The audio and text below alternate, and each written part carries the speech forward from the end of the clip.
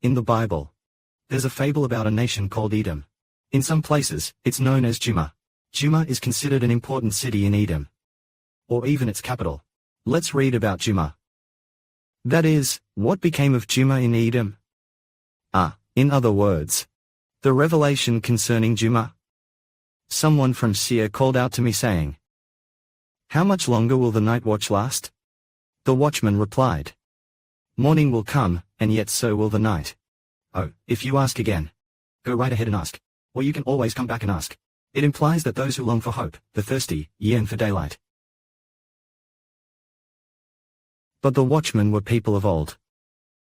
There were those who kept the night watch. They longed for the coming day.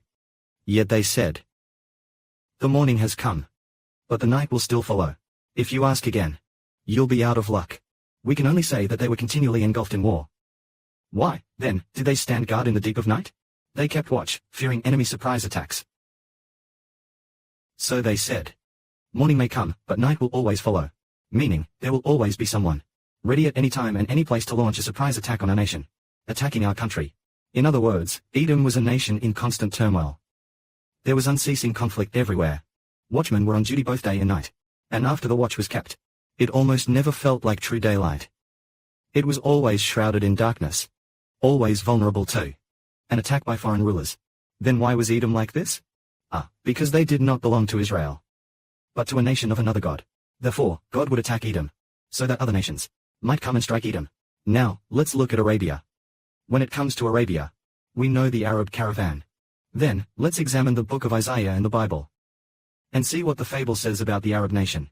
The revelation concerning Arabia. The caravans of Dedan. In the forests of Arabia, the inhabitants of Timothy must bring water for the thirsty. For the thirsty. And also to receive those fleeing in distress. In other words, the Arab nation is home to the thirsty and the refugees, with relentless cries of suffering everywhere. That is, provide them with bread to eat, for they are refugees. Give them water to drink, for the thirsty refugees. This indicates that the Arab people are a nation of exiles.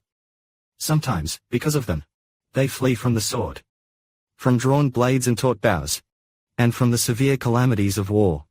Thus, this embattled Arab nation, its mighty ruler told me, based on years of employment, within 1 year, all of Kedar's glory will become vanity. Archers. The number of surviving warriors who strike will be very few. This is what the Lord, the God of Israel, has declared.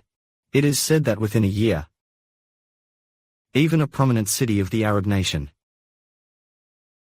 namely the great city called Cheddar, which was once splendid and glorious, will soon be reduced, quickly becoming a city where ceaseless conflict strips away its glory. Then, as for the archers, the warriors capable of battle, they will certainly be few. This signifies that the Arab nation is in constant turmoil. Now, earlier we mentioned Juma. That is, Edom. In Edom, there are frequent night attacks on the nation. Ambushes have always been ambushed.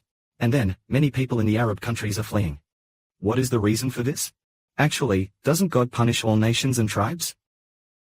No nation or tribe escapes God's punishment. According to the Bible, the nations around Egypt and Israel, how does God punish them? He sends different countries to judge them. One country attacks another. That country attacks this one, all because they worship other gods. So since they belong to false gods, every nation has gods. For example, the Arabs. They have Arab gods. But their gods are angels. China also has its own gods. China's god is the dragon. Exactly which angel?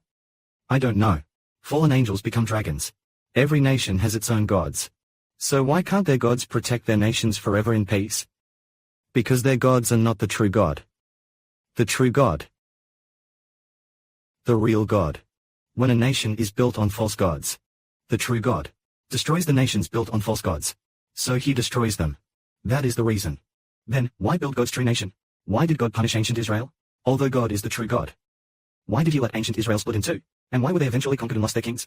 Because Israel, God's kingdom, served false gods. So God punished them. Later, God established a new covenant with Israel. The new covenant Israel only serves the true God, Jehovah God. Therefore, this kingdom can last forever. The kingdom can endure, because Jehovah is the true God. A God, a Lord is the true God. Because he is the true God. Why do China, the United States, Russia, and others get destroyed by the true God's son, Brother Shibo, the Hebrew? When will this country be destroyed? The leader of this country, soon, will lose his position as General Secretary, the head of state. Soon it will end. Soon after, Russia will soon split apart. The future strategies of the United States and various nations continue to change. How can this be? The prophecy is only possible because the true God's son dares to prophesy against false gods and their various gods. How do they call out? How do they call? Their gods cannot respond. No matter how they pray. All kinds of prophecies, when said by them, do not come true. Why don't they come true? Because God controls prophecy. He determines everything that will happen in the future. God decides. False gods say things, but they don't count. Glory be to our true God. A God, our Father and the Lord Jesus Christ.